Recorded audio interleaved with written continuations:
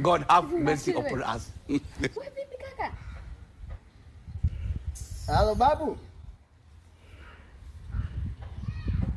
Nishauchota na ndo kama vile uliponiambia kwamba nimekuja nimenani. God have mercy upon us. Akanipandisha juu chini. Akwa kama anataka kunipiga. Sasa hapa nimeuchota vipi ni umwage ishara kumpoteza kwamba ndo anakufa au nikaupange kwanza magetoni ndo ni umwage. Ni umwage yani ndo afariki hapa sasa hivi. Basi haina shida hiyo. Mbona kama sikuelewi? Babu usikate simu kwanza, usikate simu. Sister, simu ya kwa babu ukosha kukubali nimekupenda vipi unaniachia show kama show kwa sababu leo hiyo hapo. Au inakuaje? Kwanza nipitie. Show ndo kwa baba hivyo.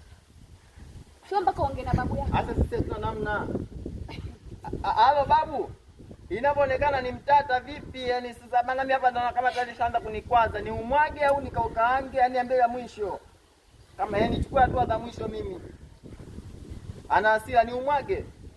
Ndio anafariki hapo hapo yani. Basi hamna shida. God have mercy upon us. Sasa vizuri. Sisi nishakwambia vyombo wewe mwenyewe unanicheki hivi ulivyoangalia.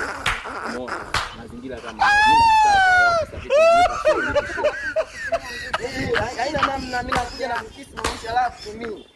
Yaani lazima ubelieve. Si bado ni tena wanaendelea kunitusi. Kwani ungekuja pale pale kuna shida gani? Wewe sasa vipi unanipa unanipa.